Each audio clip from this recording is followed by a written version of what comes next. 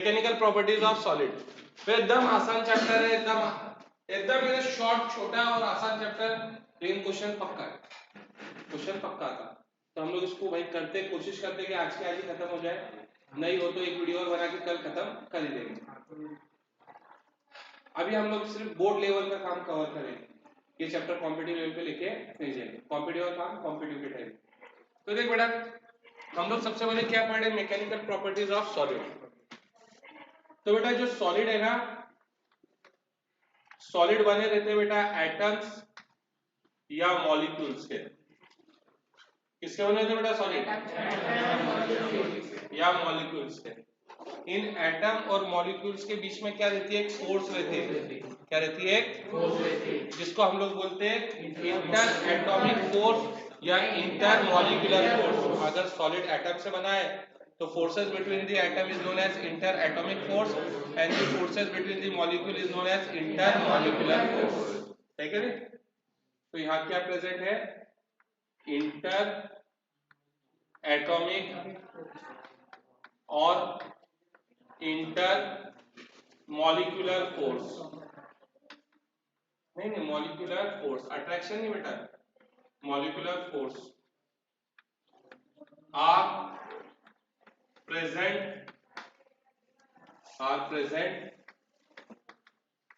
Between the atoms और molecules. देख बेटा, जैसा अभी बच्चे ने बोला कि अट्रैक्टिव फोर्स है, तो ये स्टेटमेंट सही भी है और कुछ हद तक गलत भी है। ये जो इंटर एटॉमिक फोर्स है ना बेटा, ये स्प्रिंग फोर्स की तरह है। जो इंटर एटॉमिक या इंटर मॉलिक्यूलर जो भी है भाई, ये किसकी तरह है? स्प्रिंग की तरह है। देख जैसे कि सपोज यहां पर एक स्प्रिंग है, स्प्रिंग के इस एंड पर एक बॉल है जिसको हमने नाम दे दिए ए, इस बॉल को हमने नाम दे दिए बी। स्प्रिंग अपनी नेचुरल लेंथ पे, मतलब स्प्रिंग में ना ही कोई इलॉन्गेशन है और ना ही कोई कंप्रेशन है। और तुम जानते हैं स्प्रिंग अपनी नेचुरल लेंथ पे है, तो यहाँ पर बेटा कोई स्प्रिंग फोर्स नहीं है, यहाँ पे कोई स्प्रिंग फोर्स नहीं है। मैं एफ एस बोलता। और स्प्रिंग फोर्स पिक्चर में कब आती? जब दोनों स्प्रिंग में क्या होता है? इलॉन्गेशन या कंप्रेशन। तो भाई हम लोग ऐसे ही बोलते हैं कि जो सॉलिड है वो किससे बना है? एटम्स और मॉलिक्यूल से बना है। इनके बीच में कौन सी फोर्स है? इंटर मॉलिक्यूलर फोर्स है। ठीक है? और ये जो पार्टिकल्स है ना, ये इस सेपरेशन डिस्टेंस पर है। ये जैसा हम यहाँ पे स्प्रिंग की नेचुरल लेंथ बोलते थे, तो भाई हम लोग यहाँ पे बोलेंगे इक्विलिब्रियम पोजीशन पे। जो पार्टिकल्स है वो कहां पर है? अब बेटा जो पार्टिकल है ना, वो कलेक्टिव टर्म है। एटम मॉलिक्यूल के लिए क्या है? कलेक्टिव टर्म है। तो अगर मैं पार्टिकल की बात करूं तो इसका मतलब मैं एटम और मॉलिक्यूल की बात कर रहा हूं। तो सॉलिड के अंदर बेटा क्या है? एटम और मॉलिक्यूल अपनी एक इक्विलिब्रियम पोजीशन पे लोकेटेड है। अब तो अगर कुछ ऐसा कारनामा कर कि जिससे इनके बीच का डिस्टेंस क्या हो जाए? बढ़ जाए, जिससे इनके बीच का डिस्टेंस क्या हो जाए? बढ़ जाए। तो बेटा स्प्रिंग फोर्स कुछ ऐसे एक्ट करेंगे, यानी ए बी को अपनी तरफ खींचेगा और बी ए को अपनी तरफ खींचेगा। यानी अभी जो फोर्स है दोनों के बीच में, ये कौन सी फोर्स है? अट्रैक्टिव फोर्स है। कौन सी फोर्स है? जब मॉलिक्यूल्स या एटम के बीच का डिस्टेंस बढ़ता तो दोनों के बीच में कौन सी फोर्स आ जाती है? Attractive force. यानी जो इंटर पार्टिकल यानी इंटर एटॉमिक या इंटर मॉलिक्यूलर फोर्स है, वो कैसी हो गई? अट्रैक्टिव हो गई। अब भाई अगर मैं कुछ ऐसा कारनामा करूं जिससे ए और बी दोनों के बीच का डिस्टेंस क्या हो जाए? कम हो जाए, कम हो जाए। तो फिर ए क्या बोलेगा बी को? तू उधर खसक, और बी ए को बोलेगा तू इधर खसक। यानी ए बी को अपने से दूर ढकेल रहा और बी ए को अपने से। तो ये फोर्स कैसी हो गई?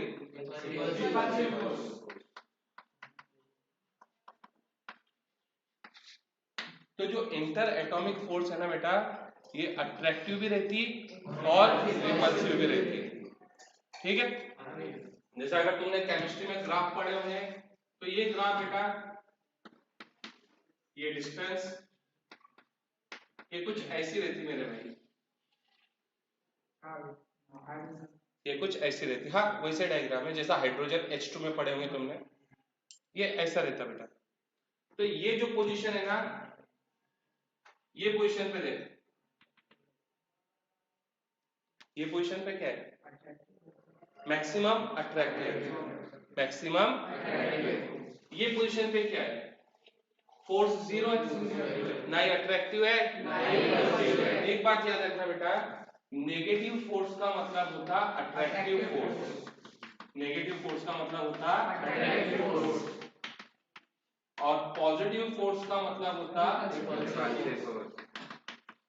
अभी कोई बहुत में आईआईटी नहीं पढ़ा रहा तुमको सद्दाम भैया ने एटॉमिक स्ट्रक्चर में पढ़ाए होंगे कि भाई न्यूक्लियस और इलेक्ट्रॉन के बीच में क्या रहती है, फोर्स रहती है, इलेक्ट्रोस्टैटिक फोर्स ऑफ अट्रैक्शन। और ये फोर्स कैसी रहती है बेटा, तो ये फोर्स रहती है K Q1 Q2 upon R square, ये पढ़ाया था भैया ने। या हो सकता है K की जगह पे नीचे 4 पाई E लिख दिए होंगे, जो भी होगा ये फोर्स ऐसे थे ना बेटा।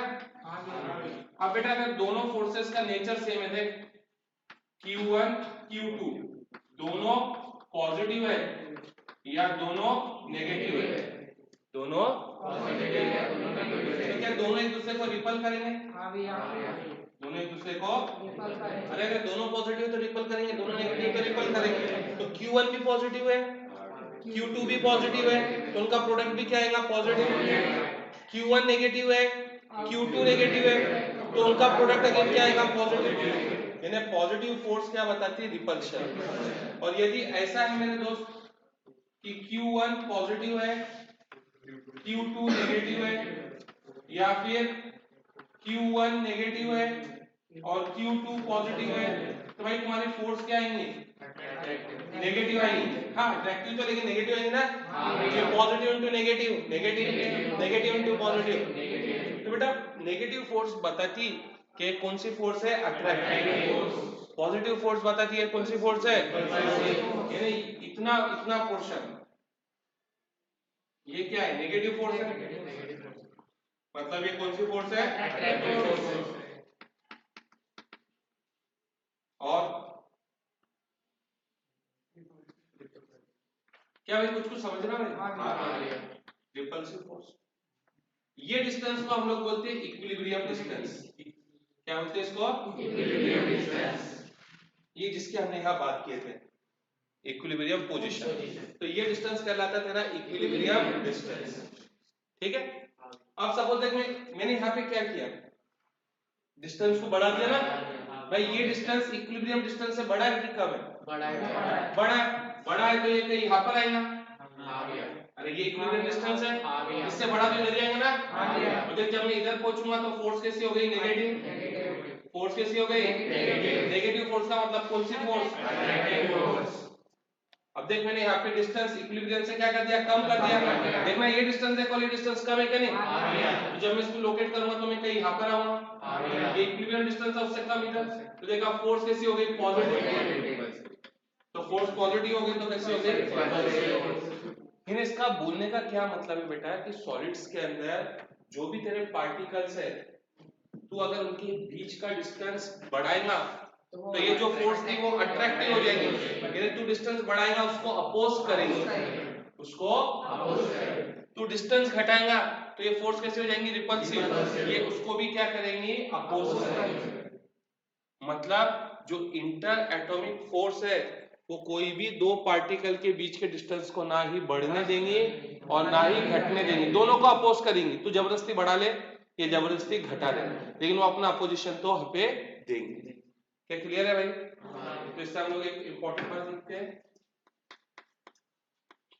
Inter particle force,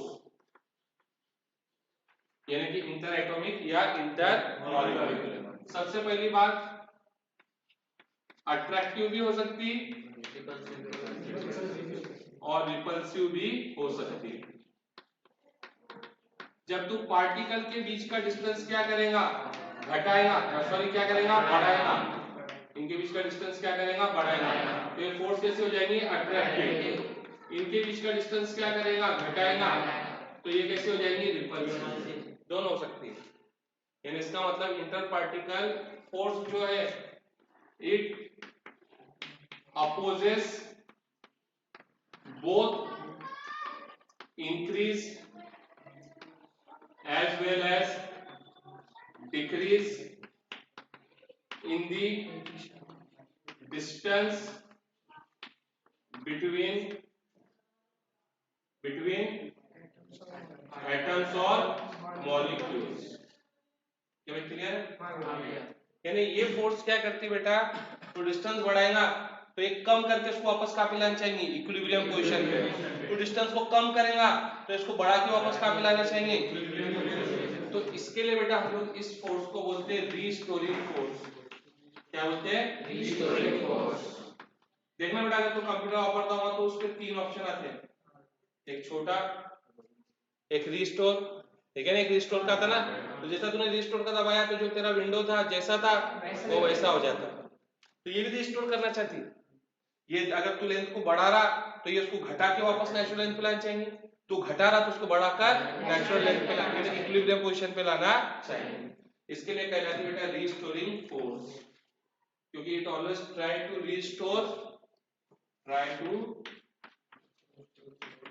restore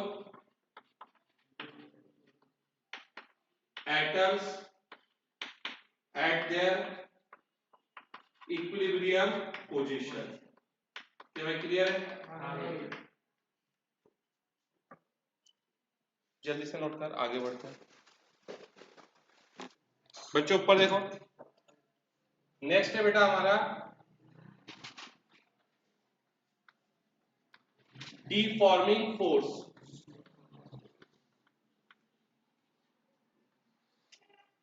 deforming force बेटा सबसे पहले ये एक्सटर्नल फोर्स है। क्या बेटा, एक्सटर्नल फोर्स। जब हम किसी भी ऑब्जेक्ट पे एक्सटर्नल फोर्स लगाते हैं और वो फोर्स लगने से ऑब्जेक्ट का बेटा लेंथ चेंज हो रहा, वॉल्यूम चेंज हो रहा, हाँ शेप चेंज हो रहा, उनका जो नेचुरल अरेंजमेंट था वो चेंज हो रहा, तो हम ऐसी फोर्स को बोलते हैं deforming force. External force which is responsible for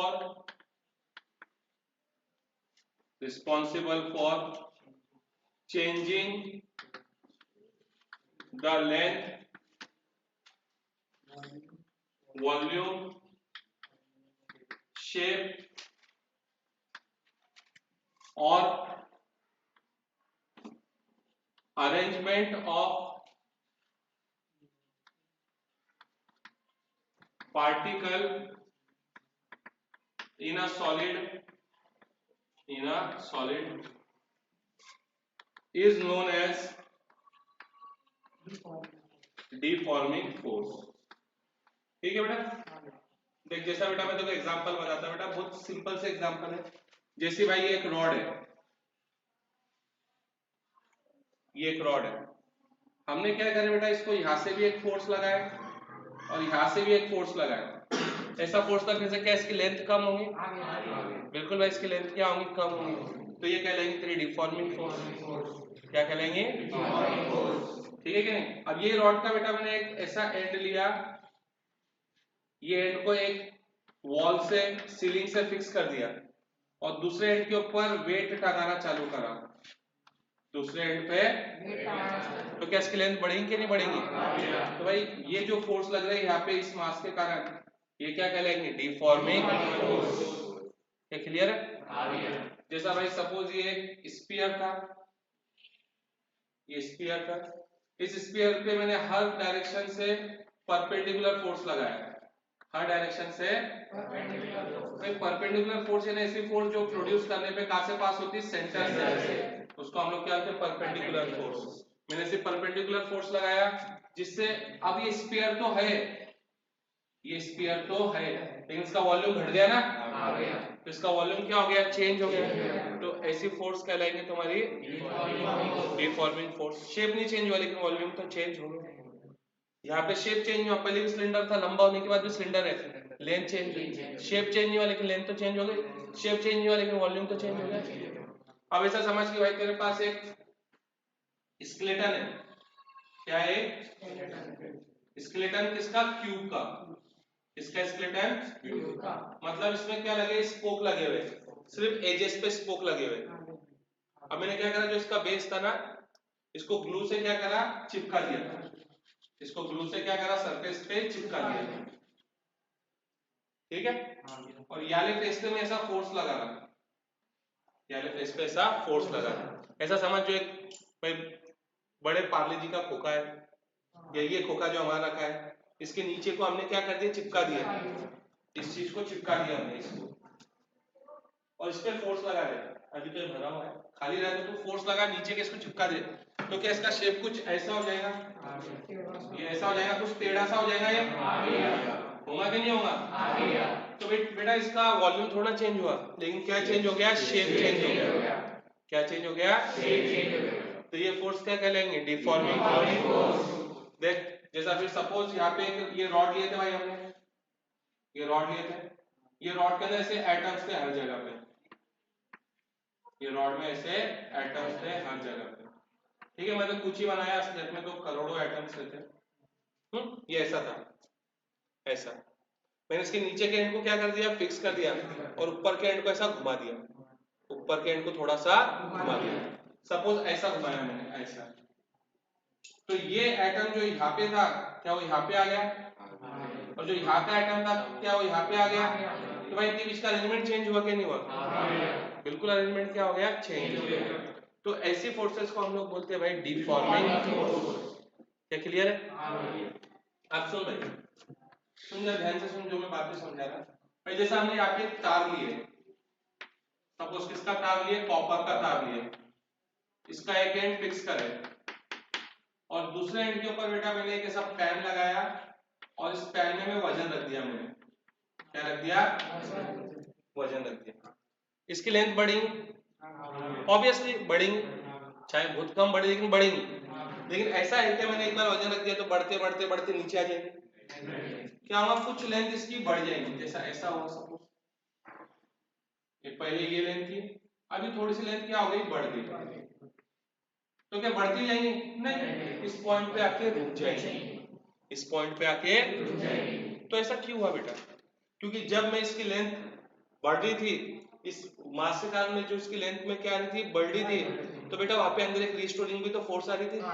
हमने बोलते हैं ना सॉलिड में एक रिस्टोरिंग फोर्स आती है, जो भाई हमेशा क्या करती, चीजों को अपोज करती है। तो भाई ये देखना, ये जो हमने एक्सटर्नल फोर्स लगाया, क्या ये डिफॉर्मिंग फोर्स है, भाई उसकी लेंथ को बढ़ा रही, तो ये क्या है, डिफॉर्मिंग फोर्स है। डिफॉर्मिंग फोर्स लेंथ को क्या कर रही, बढ़ा रही, तो भाई यहाँ पे एक रिस्टोरिंग फोर्स होगी, जो लेंथ को क्या करेंगी, घटाने का काम करेंगी, हाँ या ना। अब भाई अच्छा समय निकल गया, अब ना लेंथ बढ़ रही और ना ही लेंथ घट रही, तो हम बोलेंगे क्या टेन हो गया, इक्विलिब्रियम। क्या टेन हो गया, इक्विलिब्रियम। और लेंथ बढ़ नहीं रही और घट भी नहीं रही, इसका मतलब डिफॉर्मिंग फोर्स और रिस्टोरिंग फोर्स दोनों क्या हो गए, सेम हो गए, दोनों क्या हो गए, सेम हो गए। भाई अगर डिफॉर्मिंग फोर्स ताकतवर है तो फिर तो लेंथ बढ़ना चाहिए था, और रिस्टोरिंग फोर्स अगर ताकतवर है डिफॉर्मिंग से, तो लेंथ घटना चाहिए था, लेकिन ना लेंथ बढ़ रही ना घट रही, इसका मतलब दोनों फोर्सेस क्या हो गए, सेम हो गए। तो हम बोलते हैं इक्विलिब्रियम पे रिस्टोरिंग फोर्स और डिफॉर्मिंग फोर्स दोनों क्या हो जाते हैं, सेम हो जाते हैं। लेकिन एक्चुअल में डिफॉर्मिंग कौन सी फोर्स है, एक्सटर्नल फोर्स है, और रिस्टोरिंग कौन सी फोर्स है, इंटरनल फोर्स है। लेकिन इक्विलिब्रियम पे दोनों क्या हो जाते हैं, सेम हो जाते हैं। स्टार्टिंग के अंदर रिस्टोरिंग फोर्स कितनी है, 0 है। सॉलिड्स के अंदर एटम मॉलिक्यूल्स अपने इक्विलिब्रियम डिस्टेंस पर है, फोर्स 0 है। अब तू भाई क्या कर रहा है, ये डिस्टेंस को बढ़ा रहा, तो फोर्स कैसे हो जाएंगी, अट्रैक्टिव। तो जितना बढ़ाते जा उतना ही फोर्स क्या होती जाती है, बढ़ती जाती है, और एक पॉइंट ऐसा था जब डिफॉर्मिंग फोर्स के बराबर हो जाता है। स्टार्टिंग में 0 थी, डिफॉर्मिंग फोर्स इतनी थी, लेकिन डिफॉर्मिंग फोर्स क्या है, कांस्टेंट है, ये क्या होती है, बढ़ती है, एक टाइम आएगा दोनों सेम हो जाएंगे। क्या क्लियर है। अब सुन नेक्स्ट है भाई इलास्टिसिटी। इलास्टिसिटी बेटा किसी भी सॉलिड की या मटेरियल की वो प्रॉपर्टी है जब तो उस पर क्या कर डिफॉर्मिंग फोर्स को हटा दे तो अपनी original length, volume, shape, arrangement को रीगेन कर लेता। जब तक डिफॉर्मिंग फोर्स है, जब तक डिफॉर्मिंग फोर्स है, जब तक देखो उसकी लेंथ के अंदर भाई चेंज दिखाई देगा, उसके वॉल्यूम में चेंज दिखाई देगा, उसके शेप में चेंज दिखाई देगा, उसके अरेंजमेंट में चेंज दिखाई देगा। लेकिन जैसे तू ये डिफॉर्मिंग फोर्स हटाता और ऑब्जेक्ट अपने शेप और साइज को रीगेन कर लेता, ये प्रॉपर्टी को हम लोग बोलते हैं इलास्टिसिटी। तो बोलो मेरे साथ, याद हो जाएगा, elasticity is the property due to which matter specially solid, ठीक है, regain its original length, volume, shape and arrangement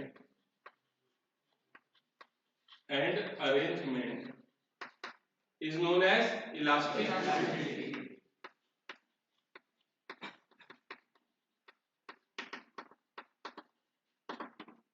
ठीक है बेटा। अब इसके बाद में एक टर्म और रहता जो बुक्स वालों को परेशान करता और बच्चों को भी, परफेक्टली इलास्टिक। तो बेटा जो तूने ऊपर डेफिनेशन बोला ना, वही डेफिनेशन है, वही डेफिनेशन है, सिर्फ इसमें दो बातें जोड़ूंगा मैं। क्या जोड़ूंगा? दो बातें। एक immediately and completely, immediately and completely. बोलने का मतलब है कि जैसे ही तू डिफॉर्मिंग फोर्स हटाता और ऑब्जेक्ट उसकी original length, original volume, original shape, original arrangement जल्दी से और पूरी तरीके से रीगेन कर लेता। ऐसा नहीं कि यहाँ पे लेंथ 1 मीटर थी, 1 मीटर थी, मैंने मास टंगाया, वो लेंथ हो गई 1.1 मीटर, 1.1 मीटर, और मैंने यहाँ से जब ये मास को हटा दिया, डिफॉर्मिंग फोर्स को हटा दिया, तो अब उसकी लेंथ हो गई 1.0001 मीटर। ये परफेक्टली इलास्टिक नहीं है, क्योंकि उसकी ओरिजिनल लेंथ कितनी थी? 1 मीटर थी। डिफॉर्मिंग फोर्स हटने का उससे जल्दी से 1 मीटर पे वापस चल जाना चाहिए था, तो वो 1 मीटर पे थोड़ा ना गया, 1.001 मीटर पे गया। क्या बात समझ में आ रही? तो डेफिनेशन यही है, बस इसमें क्या जोड़ना है देखो, इमीडिएटली और कंप्लीटली। तो ऐसे को हम लोग बोलते हैं परफेक्टली इलास्टिक। हमारी धरती पे ऐसा परफेक्टली इलास्टिक मटेरियल नहीं है, नहीं है, लेकिन फिर भी ये दो मटेरियल उसके बहुत आसपास है। एक है फॉस्फर ब्रोंज, फॉस्फर ब्रोंज, और दूसरा है क्वार्ट्ज। क्वार्ट्ज ये भाई ऑलमोस्ट क्या है? परफेक्टली इलास्टिक है, ऑलमोस्ट परफेक्टली इलास्टिक। ये फॉस्फोर ब्रोंज का इस्तेमाल हम लोग बेटा एमीटर, वोल्टमीटर, गैल्वेनोमीटर में करते हैं। उसमें कांटा घूमता ना, जब तक करंट है, डिफॉर्मिंग फोर्स है, तो कांटा ऐसा रहता।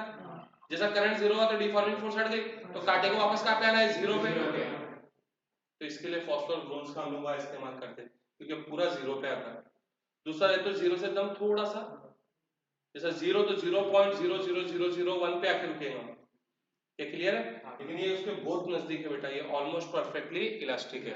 बोल समझ में आया कि नहीं आया? ये बता, इलास्टिक और परफेक्टली इलास्टिक में फर्क समझ में आया? इलास्टिक क्या है? जो अपनी शेप और साइज को रीगेन करता है, लेकिन जो अपनी शेप और साइज को पूरी तरीके से और जल्दी से रीगेन करता है वो परफेक्टली इलास्टिक है। रबड़ परफेक्टली इलास्टिक है? नहीं, वो इलास्टिक है तो उसको उसकी लेंथ देख ले कितनी है, 5 सेंटीमीटर, उसको खींच के छोड़ दे, उसकी लेंथ देखो 5.0001 सेंटीमीटर मिलेंगी, पूरी 5 नहीं मिलेंगी, थोड़ा सा उसमें क्या आ जाएगा? परमानेंट इंक्रीज आ जाएगा। क्या क्लियर है? इसके बाद आता है बेटा एक शब्द और आता है,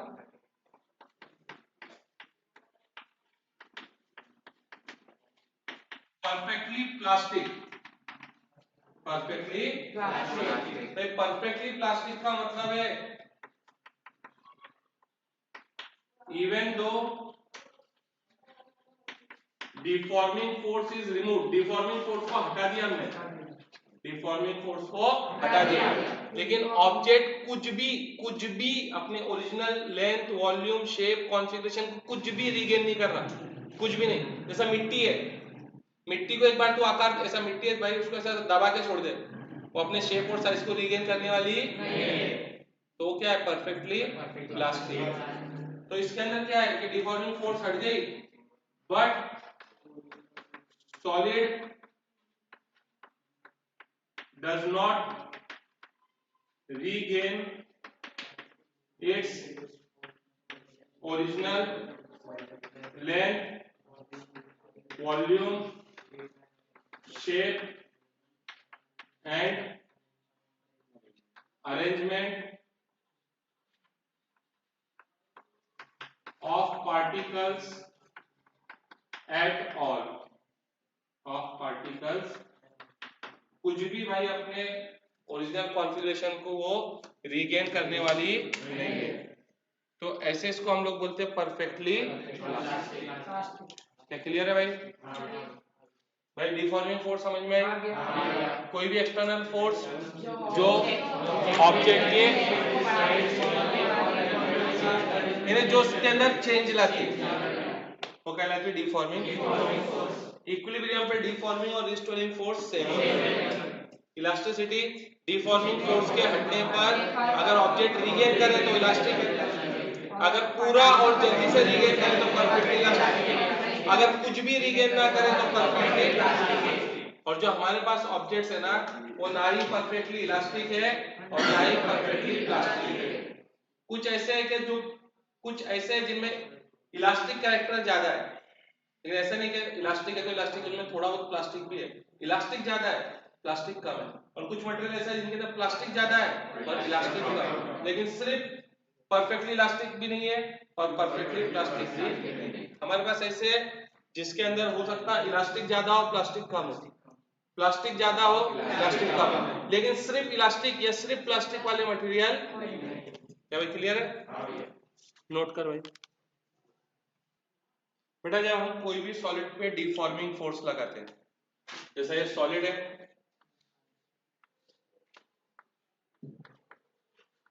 इस पे हम लोग डिफॉर्मिंग फोर्स लगा रहे हैं बेटा। डिफॉर्मिंग फोर्स क्या करेंगे बेटा, इसके लेंथ, वॉल्यूम, शेप और अरेंजमेंट। कभी कभी बहुत से ऑथर बेटा इन चारों टर्म के लिए कॉमन टर्म यूज करते हैं, इन चारों के लिए कॉमन टर्म यूज करते हैं, कॉन्फ़िगरेशन। क्या यूज करते हैं? कॉन्फ़िगरेशन। ठीक है, तो कॉन्फ़िगरेशन बोले तो इसका ये मतलब है कि जब हम कोई भी सॉलिड के ऊपर डिफॉर्मिंग फोर्स लगाते हैं तो डिफॉर्मिंग फोर्स उसका कॉन्फ़िगरेशन चेंज करती है, यानी लेंथ, वॉल्यूम, शेप, अरेंजमेंट तीनों को ही चेंज, चारों को ही चेंज करेंगे, चार में से कोई भी एक चेंज करेंगे। ठीक है, तो बेटा फिर सॉलिड के अंदर क्या आती है, सॉलिड में एक आती है रिस्टोरिंग फोर्स। ठीक है कि नहीं? डिफॉर्मिंग फोर्स कॉन्फ़िगरेशन को क्या करना चाहती है, चेंज करना चाहती है। Deforming force tries to change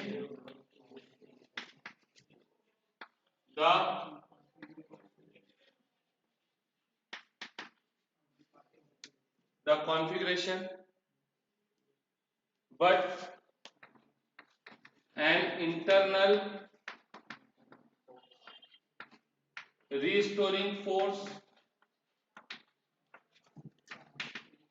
tries to restore the configuration। सही बोला ना भाई? और इक्विलिब्रियम पे क्या होता है, डिफॉर्मिंग फोर्स दोनों क्या हो जाते हैं, सेम हो जाते हैं। तो बेटा हमने यहाँ पे एक टर्म डिफाइन करे, स्ट्रेस, एक टर्म डिफाइन करे स्ट्रेस, जिसका मतलब है deforming force per unit area. क्या बेटा? Deforming force per unit area. और भाई हम लोग जानते हैं इक्विलिब्रियम पे इक्विलिब्रियम पे डिफॉर्मिंग और रीस्टोरिंग फोर्स क्या हो जाती है, सेम। तो इक्विलिब्रियम पे हम लोग बोल सकते हैं restoring force per unit area. क्या भाई क्लियर है? भाई क्लियर है क्या नहीं? ठीक है, तो बेटा स्ट्रेस का क्या मतलब है, restoring force per unit area, लेकिन इक्विलिब्रियम पे तो दोनों सेम हो जाते हैं। तो इक्विलिब्रियम पे तू deforming force per unit area बोल या restoring force per unit area बोल, इससे कोई फर्क नहीं पड़ता। बोल अब इसका ऐसा यूनिट क्या रहेगा? हाँ, force per unit area Newton, और न्यूटन पर मीटर स्क्वायर को हम लोग पास्कल भी बोलते हैं ना। प्रेशर का यूनिट है ना पास्कल, वही है, वही है, प्रेशर ही है। इतना है कि सॉलिड के अंदर हम लोग प्रेशर ही डिफाइन करते हैं।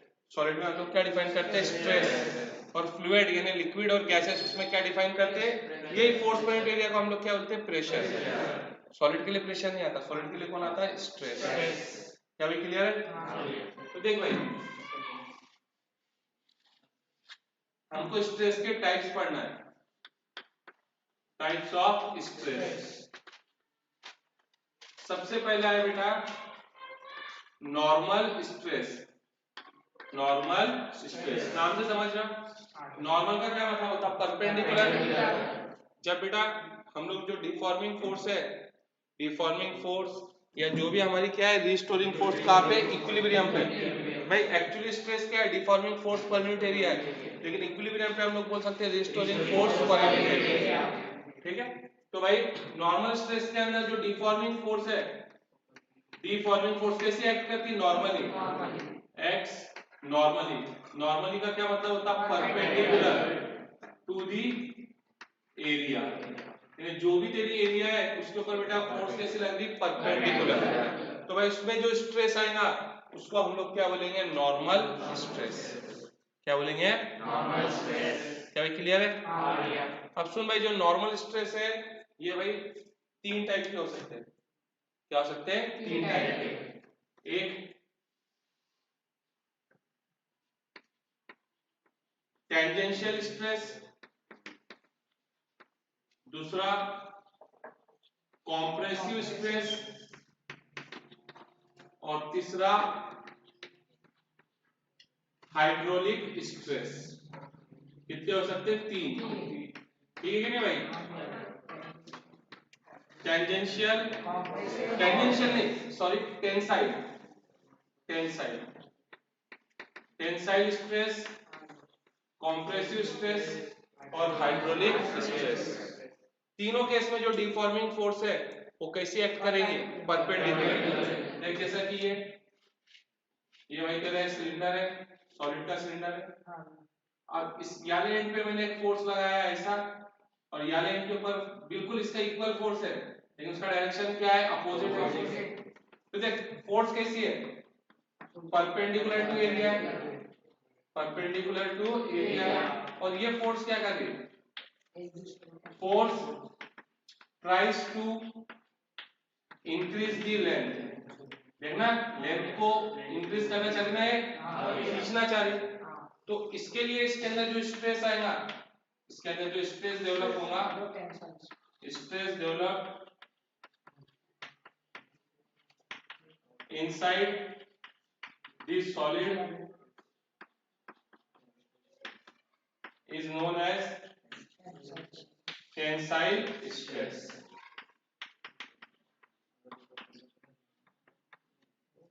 क्या क्लियर है भाई? अब कंप्रेसिव देख भाई, जैसा हमने ये सिलेंडर लिया बेटा, सॉलिड सिलेंडर, इस पे यहाँ पे ऐसी फोर्स लगाए और यहाँ पे ऐसी फोर्स लगाए।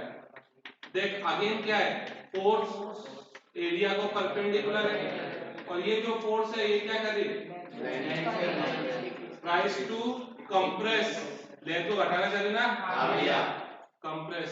तो यहाँ पे जो स्ट्रेस डेवलप होगा, stress develop in solid is known as compressive stress। Cement की एड में देखा होगा तूने, लिखा था विराट कंप्रेसिव स्ट्रेंथ, है क्या नहीं? यानी इससे जो बना हुआ कंक्रीट है तो उसको दबा कितना भी वो टूटेगा नहीं, दबा उसको कितना भी, बस इतना है कि तेरे को उसको कैसा दबाना है, परपेंडिकुलर।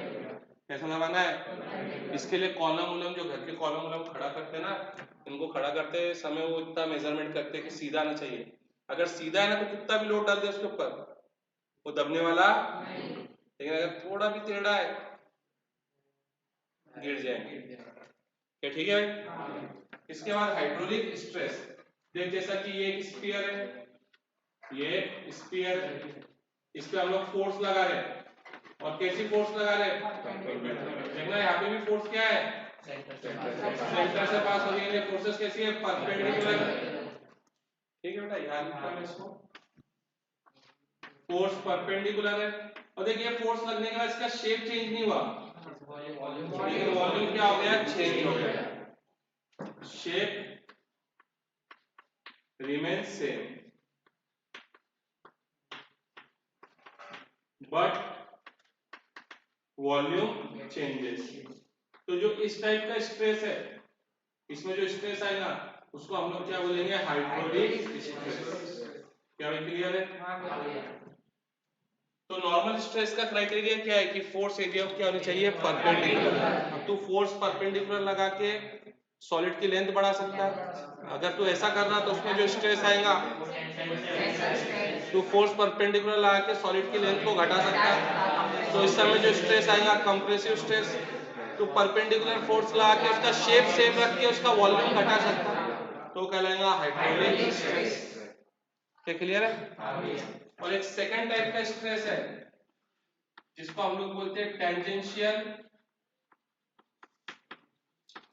टेंजेंशियल या शियरिंग स्ट्रेस। टेंजेंशियल या शेयरिंग स्ट्रेस। इसके अंदर हम लोग क्या करते हैं बेटा, इसके अंदर एक जैसा यहाँ पे क्या क्या क्या सेम का वॉल्यूम चेंज होगा, या उल्टा है, वॉल्यूम क्या रहेगा सेम, और क्या चेंज होगा,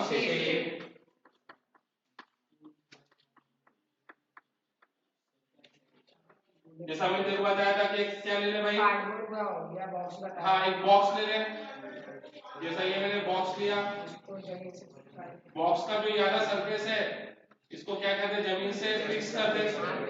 और ये देख वाला फेस जो तूने चिपकाया उसको क्या है, परपेंडिकुलर, उस पे क्या लगा दे, फोर्स लगा दे। फोर्स लगाने से उसका शेप क्या हो जाता है नहीं, लेकिन वॉल्यूम क्या रहता, सेम रहता। लेकिन वॉल्यूम क्या रहता, सेम। क्या चेंज हुआ उसका, शेप, लेकिन वॉल्यूम क्या है, सेम है। तो इस अब यहाँ पे जो स्ट्रेस डेवलप होगा, stress develop is known as shearing stress। क्या क्लियर है भाई? भाई क्लियर है? भाई टेंजेंशियल इसके लिए क्योंकि इसमें जो फोर्स लगती है ना, वो जो हमने सरफेस को फिक्स करे उसको कैसी है, पैरेलल है, यानी अलोंग दी टेंजेंट है, अलोंग दी। देखना हमने ये फिक्स करे थे और फोर्स ऐसी लगाए ऊपर, पैरेलल लगाए कि नहीं लगाए, इसके लिए कहा जाता है टेंजेंशियल। फोर्स कैसे एक्ट करती है, tangentially to the surface which is fixed, therefore it is known as tangential stress. क्या भाई दो टाइप के स्ट्रेस समझ में आए, नॉर्मल और टेंजेंशियल। नॉर्मल के अंदर फोर्स क्या है, परपेंडिकुलर है, टेंजेंशियल में क्या है, जो सरफेस तुमने फिक्स करा उसके अलोंग है, पैरेलल है उसको, अलोंग पैरेलल का मतलब एक ही है।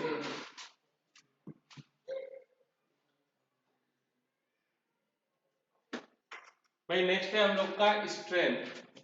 अब बेटा स्ट्रेन क्या है, रेशो है, काय का रेशो बेटा, तो ये रेशो है change in configuration upon original configuration.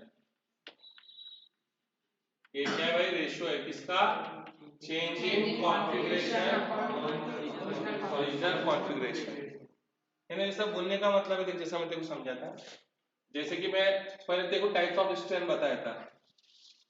Types of strain है भाई तेरा, पहला है लॉन्गिट्यूडनल स्ट्रेन,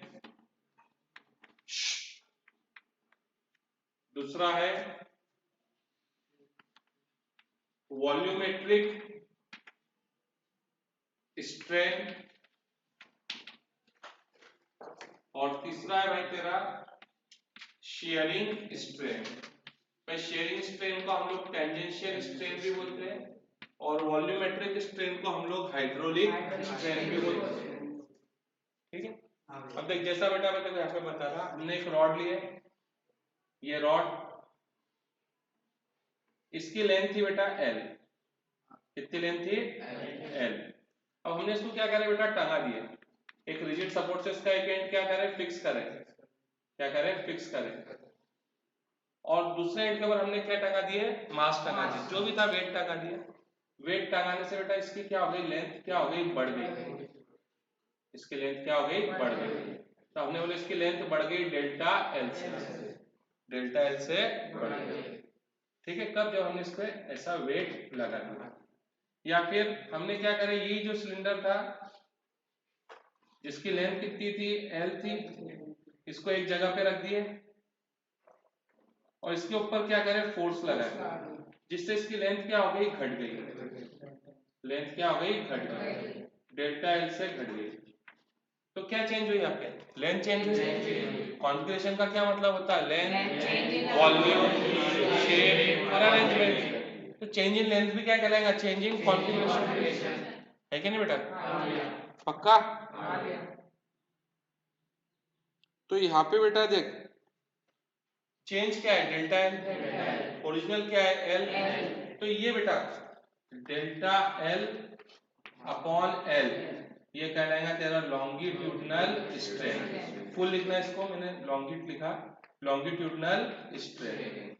क्या भाई क्लियर है, देखना ही होगा ना, चेंज अपॉन ओरिजिनल। अब ऊपर भी लेंथ है, चेंज इन लेंथ है, और नीचे भी लेंथ है, तो दोनों सेम क्वांटिटीज है ना। अगर ये मीटर है तो ये भी मीटर है, तो भाई दोनों मीटर मीटर क्या हो जाएंगे, कैंसल। इसके वजह से स्ट्रेन का कोई यूनिट नहीं है, स्ट्रेन का कोई यूनिट नहीं है, no unit, because it is the ratio of same quantity, है कि नहीं बेटा, ऊपर भी लेंथ नीचे भी लेंथ, ऊपर वॉल्यूम नीचे भी वॉल्यूम, तो कहां से काम होगा, ठीक है। अब भाई वॉल्यूमेट्रिक स्ट्रेन, अब तो देखो अंदाजा लग गया होगा कि वॉल्यूमेट्रिक स्ट्रेन क्या रहेगा। देख जैसा हमने ये लिए थे भाई स्फीयर, इस पे 10 क्या लगाए थे भाई, नॉर्मल फोर्स, क्या लगाए थे, इस नॉर्मल फोर्स के इसका शेप तो सेम था, लेकिन वॉल्यूम क्या हो गया था, चेंज हो गया था। तो हमने बोले थे इसका वॉल्यूम चल डेल्टा वी से क्या हो गया, चेंज हो गया। तो चेंज इन वॉल्यूम कितना है, डेल्टा वी, ओरिजिनल वॉल्यूम क्या है, वी। तो ये कहलाएगा भाई तेरा वॉल्यूमेट्रिक स्ट्रेन। क्या भाई क्लियर हो रहा कुछ कुछ। अब शेयरिंग स्ट्रेन, शेयरिंग स्ट्रेन, सुन भाई शेयरिंग स्ट्रेन मतलब क्या बताया था, वही एग्जांपल बार बार लेना मैं, एक बॉक्स है, बॉक्स है, इसके एक सरफेस को क्या कर, फिक्स कर, ये हमने इसको क्या कर दिया, फिक्स कर दिया, ये फिक्स, और जो इसका परपेंडिकुलर सरफेस है, ये परपेंडिकुलर सरफेस है, इस पे क्या लगा, फोर्स लगा, जो कि इस फिक्स सरफेस को क्या है, पैरेलल है, जो कि इस फिक्स सरफेस को है कि नहीं भाई। तो भाई अब क्या होगा, इसका वॉल्यूम सेम रहेगा, लेकिन एक फोर्स लगने के बाद ये खसक के भाई कुछ ऐसा हो जाएगा, ये खसक के भाई कुछ ऐसा हो जाएगा। तो देख शेप चेंज हो रहा कि नहीं हो रहा।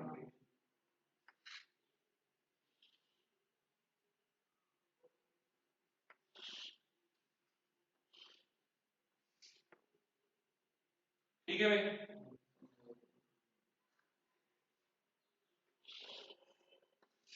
ये शेप चेंज हुआ कि नहीं हुआ भाई।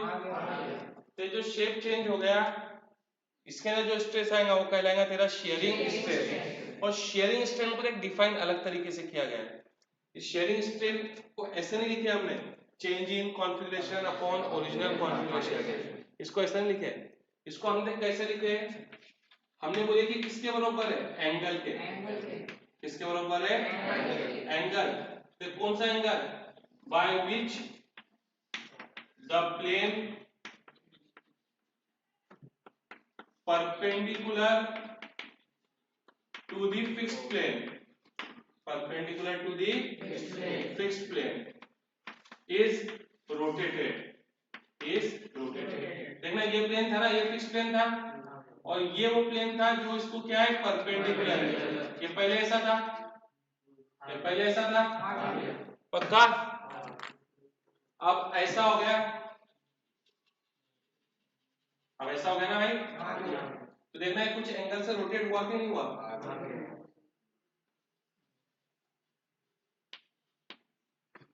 कुछ एंगल से क्या हो गया, रोटेट हो गया, इसी को बेटा हम लोग क्या बोलते हैं, शेयरिंग स्ट्रेंथ, क्या बोलते हैं, ये एंगल, ये एंगल ही क्या कहलाता है तेरा, शेयरिंग स्ट्रेंथ, ठीक है, इसको एक बहुत से किताब वाले ऐसा लिख लेते हैं कि एक क्यूब है जिसकी एज कितनी है, एल है, और ये इतना मूव करा डेल्टा एल से, कितना मूव करा, डेल्टा एल से, तो ये ऐसा ट्रायंगल बन गया मेरे भाई देख, ये डेल्टा एल, ये एल और ये थीटा, तो tan थीटा क्या हो जाएगा, हाँ, delta L upon L, perpendicular upon base, और ना बेटा ट्रिग्नोमेट्री का अजम्पशन है, तुमको शायद अंशु भाई ने बताया होंगे कि थीटा बहुत छोटा है, थीटा छोटा है, थीटा क्या होना चाहिए, छोटा, और काय में होना चाहिए, रेडियन में, काय में होना चाहिए, रेडियन में, अगर नहीं बताया मैं तो बताएंगे आगे चल के, वो नहीं बताया तो मैं बताया था कि थीटा अगर बहुत छोटा है और रेडियन में है तो फिर मैं tan थीटा की जगह क्या लिख सकता, थीटा, tan थीटा की जगह क्या लिख सकता, थीटा, तो शेयरिंग स्ट्रेंथ को ऐसे लिख देते, डेल्टा एल अपॉन, यही आ गया लॉन्गिट्यूडनल स्ट्रेंथ, लेकिन अजम्पशन है, क्या अजम्पशन है कि थीटा बहुत छोटा है, थीटा छोटा है तो मैं ऐसा लिख सकता, छोटा नहीं है तो फिर मैं ऐसा लिख नहीं सकता, क्या क्लियर है, स्ट्रेंथ समझ में आया, स्ट्रेंथ क्या है, रेशो, इसका चेंज इन कॉन्फ़िगरेशन,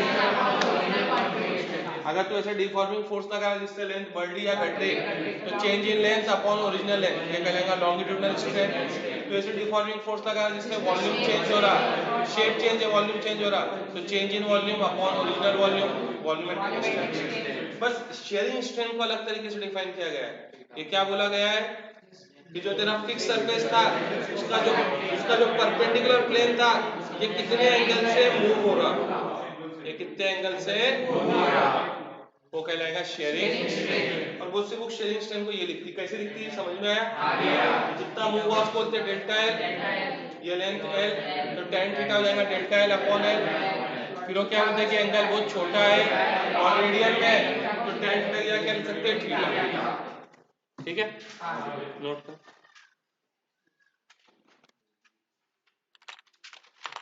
नेक्स्ट है बेटा हम लोग का टॉपिक इलास्टिक लिमिट।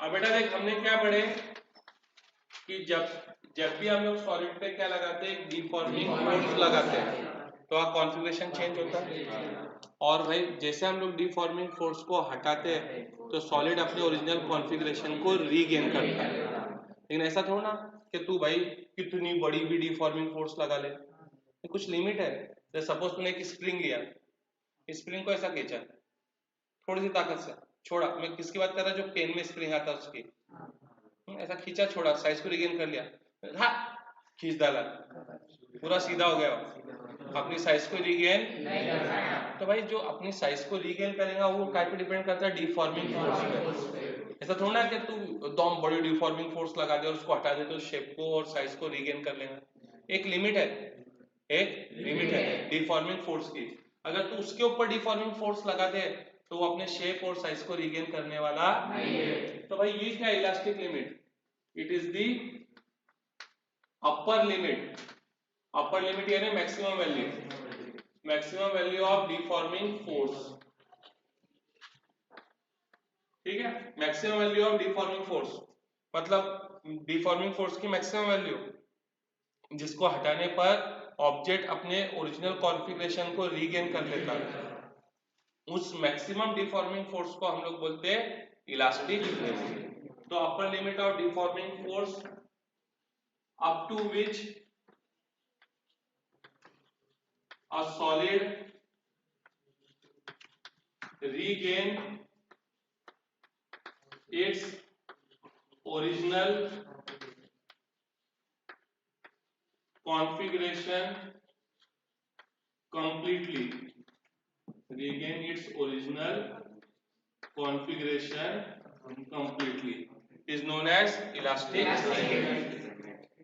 अगर तूने इससे ज्यादा डिफॉर्मिंग फोर्स लगा दिया तो फिर भाई वो अपने ओरिजिनल कॉन्फ़िगरेशन को कंप्लीटली रीगेन नहीं कर पाएगा, ये कहलाता है इलास्टिक लिमिट। क्या क्लियर है? और इसके बाद है बेटा एक हुक्स लॉ। हुक्स लॉ, ठीक है। हुक्स साइंटिस्ट का नाम है बेटा हुक। ये क्या बोलते हैं? ये सबसे पहले बोलते हैं कि हम लोग बात कर रहे हैं with in elastic limit, elastic limit से बाहर मत निकल, विद इन इलास्टिक लिमिट, यानी इलास्टिक लिमिट में खेलना है। ये बोलते हैं इलास्टिक लिमिट के अंदर जो स्ट्रेस है वो स्ट्रेन को डायरेक्टली प्रोपोर्शनल है। क्या है भाई? जो स्ट्रेस है वो स्ट्रेन को डायरेक्टली प्रोपोर्शनल है। और ये बात तो सही है ना भाई? अरे भाई ये बात तो सही है ना भाई? Stress is directly proportional to strain. सुनना, स्ट्रेस का मतलब क्या है? Deforming force per unit area. तो deforming force per unit area, और स्ट्रेन क्या है? Changing configuration. तो ये बात तो बिल्कुल सही है ना भाई? तो जितनी ज्यादा डिफॉर्मिंग फोर्स लगाएगा उतना ज्यादा क्या आएगा? चेंजिंग। सही बात है कि नहीं बेटा? तूने एक वायर किया बेटा, उस पर 2 किलो वजन टांगा, उसकी लेंथ बढ़ गई 0.1 सेंटीमीटर से 5 किलो लगा, तो ज्यादा बढ़ेंगे कि नहीं बढ़ेंगे? तो deforming force is directly proportional to change in configuration, यानी stress is directly proportional to strain. ठीक है। फिर ये प्रोपोर्शनल की साइन हटाने के लिए क्या लगाया गया है? कांस्टेंट। क्या लगाया गया है? कांस्टेंट। ये कांस्टेंट कहलाता E is constant of proportionality. Constant of proportionality यानी प्रोपोर्शनल की साइन को हटाने के लिए लगाया गया कांस्टेंट कहलाता constant of proportionality and is known as coefficient of elasticity। coefficient of elasticity। क्या भाई क्लियर है? तो ये क्या है बेटा? E, ये है स्ट्रेस अपॉन स्ट्रेन। अब स्ट्रेन के तो कोई यूनिट नहीं है, मतलब E और स्ट्रेस दोनों की यूनिट क्या रहेंगे? सेम। Have same unit. क्या क्लियर है भाई? With in elastic limit. अब सुन भाई, यहां पर भाई 3 तरीके के कोएफिशिएंट ऑफ इलास्टिसिटी डिफाइन किए गए। कितने तरीके के? 3 तरीके के। पहला था यंग्स मॉडुलस। पहला था और हम इसको डिनोट करते हैं Y से। क्या भाई क्लियर है? हाँ भाई, पूरा यंग्स मॉडुलस ऑफ इलास्टिसिटी, ये सब में कॉमन है भाई, इलास्टिसिटी। दूसरा है बल्क मॉडुलस। क्या है?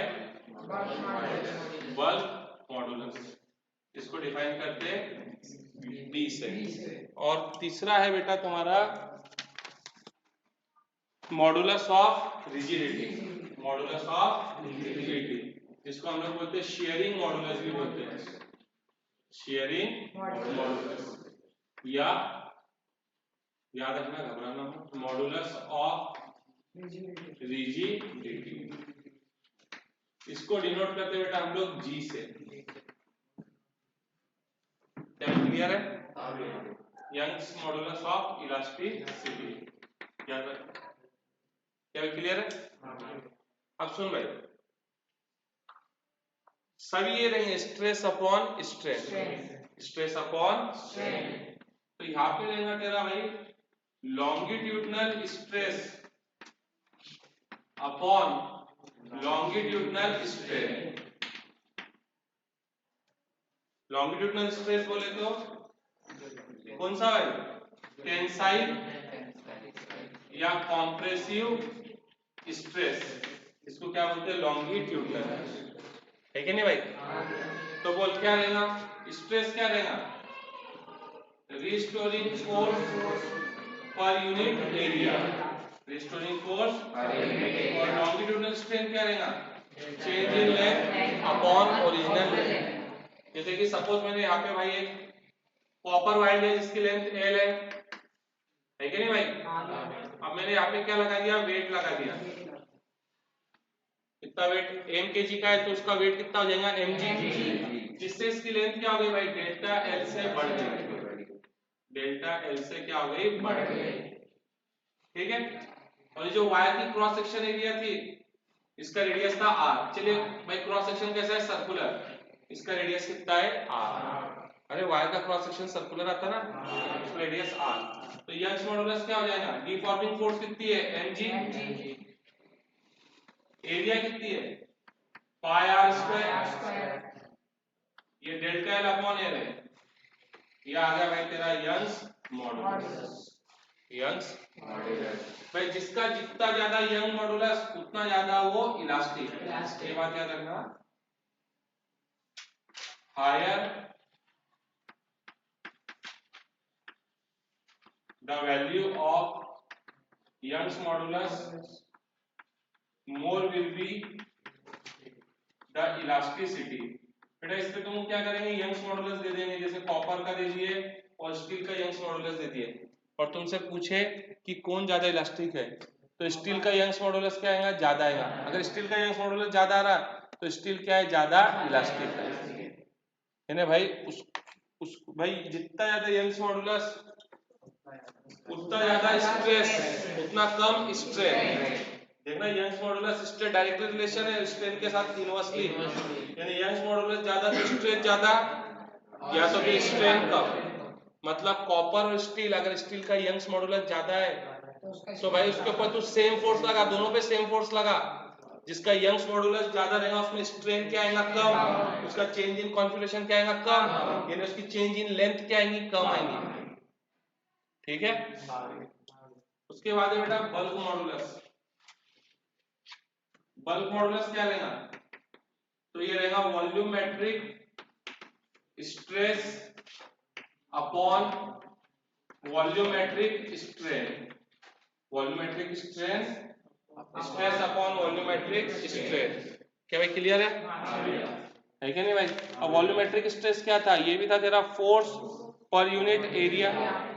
क्या था भाई? Force per unit area, force per unit area, force per unit area. और वॉल्यूमेट्रिक स्ट्रेन क्या रहेगा?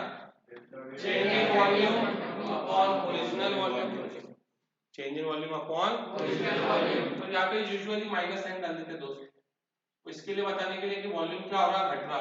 याद है ना, ऐसा बताया था हमने, ऐसी फोर्स लग रही तो शेप सेम है, वॉल्यूम क्या हो रहा? घट रहा। इसके लिए यहाँ पे डेल्टा वी के सामने क्या डाल देते हैं? Minus sign. क्या भाई क्लियर है? तो ये हो जाएगा भाई तेरा माइनस से v का पहुंच जाएगा ऊपर। और अभी किसकी बात चल रही है बेटा? फ्लूइड की बात चल रही है, क्योंकि इसका दूसरा नाम क्या था? हाइड्रोलिक स्ट्रेस था ना। ये यूजुअली कहाँ पे डिफाइन होता है? फ्लूइड में। तो इसके लिए हम लोग फोर्स अपॉन एरिया ऑफ क्या लिख देते? प्रेशर। क्या लिख देते? प्रेशर। क्या भाई क्लियर है?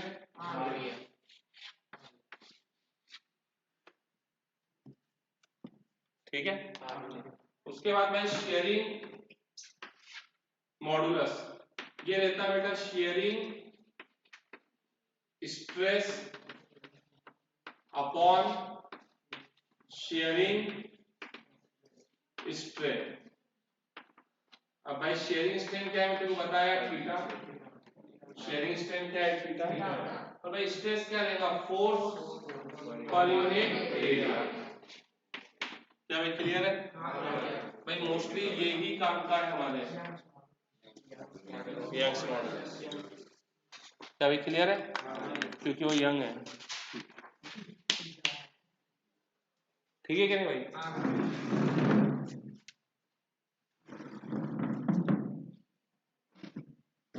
भाई देखो ये ऐसा बात, मैंने क्या बोला बल्क मॉडुलस सॉलिड लिक्विड के लिए डिफाइन होता, लेकिन ऐसा ये मतलब नहीं कि फिर तुम उसको ये याद रख लो कि लिक्विड के लिए, हाँ, क्योंकि भाई वॉल्यूम तो सॉलिड का भी चेंज होता, हाँ, तो भाई याद रखना जो बल्क मॉडुलस है वो सॉलिड लिक्विड और गैस सभी के लिए क्या है डिफाइन है, या बल्क मॉडुलस याद रखना सॉलिड लिक्विड गैस सभी के लिए क्या है बेटा डिफाइन है। और बेटा सुन, अच्छा ये एक अच्छी बात याद आ गई मेरे को बताने की, सुन ले भाई, नहीं तो बच्चे क्या करते हैं मोस्टली अपने ऐसा बोलते हैं कि फोर्स अपॉन एरिया प्रेशर लिख दे तो बच्चों को गलत फहमी जाती है, क्योंकि वॉल्यूम सबका चेंज होता है, सॉलिड का भी चेंज होता है, लिक्विड का भी चेंज होता है और गैस का भी चेंज होता है। तो जो बल्क मॉडुलस है वो सॉलिड लिक्विड और गैस तीनों के लिए डिफाइन किया जाता है। मैंने तेरे को ये बोला कि इसका नाम हाइड्रोलिक स्ट्रेस है, हाइड्रोलिक यानी जो फ्लूइड की बात चालू है, और फ्लूइड में फोर्स पर यूनिट एरिया को हम लोग क्या लिख सकते हैं प्रेशर, और सॉलिड को भी तो फ्लूइड में डाल दे तो फ्लूइड उस पर ही प्रेशर लगाएगा। तो ये मत सोचना है कि सिर्फ ये लिक्विड के लिए और गैस के लिए, भाई बल्क मॉडुलस दोनों के लिए। और शेयरिंग जो है ना, जो शेयरिंग है भाई वो केवल किसके लिए डिफाइन है, सॉलिड के लिए। जो शेयरिंग है वो किसके लिए डिफाइन है, ये दोनों, इनफैक्ट यंग्स मॉडुलस भी किसके लिए डिफाइन है, केवल सॉलिड के लिए। और ये भी भाई किसके लिए डिफाइन है, अरे जो लिक्विड है ना भाई, लिक्विड और गैस वो तो शेयरिंग स्ट्रेन को सही नहीं कर पाते। पानी दे कितना भी पानी रहने दे तेरा भाई 10 मीटर 100 मीटर पानी रहने दे तो उसको ऐसी फोर्स लगा वो बहना चालू हो जाएगा, वो बहना कितना ही पानी रहने दे तू, बड़ी बड़ी नदी की नहीं रहने दे तो नदी के अंदर तू अपना हाथ ऐसा घुमा सरफेस को पैरेलल, देख पानी बहेगा, क्योंकि वो गैस भी बहेगा, क्योंकि वो शेयरिंग स्ट्रेन को सही नहीं कर सकते। शेयरिंग स्ट्रेन को सिर्फ कौन सहन कर सकता है, सॉलिड। ये सिर्फ इसके लिए किसके लिए डिफाइन होता है, सॉलिड के लिए। भाई ये मैं फिर से बोल रहा बच्चे को मैं बताता फोर्स अपॉन एरिया तो वो क्या सोचते थे दिमाग में कि लिक्विड नहीं भाई, सॉलिड लिक्विड गैस, भाई तूने ये देखिए पानी है, ये पानी है, कि पानी में सॉलिड डाला तो भाई सॉलिड के ऊपर भी तो बेटा चारों तरफ से फोर्स लगेंगे, अरे लगेंगे लगेंगे, तो वो तीनों के लिए डिफाइन किया जाता है सॉलिड लिक्विड गैस, ठीक है।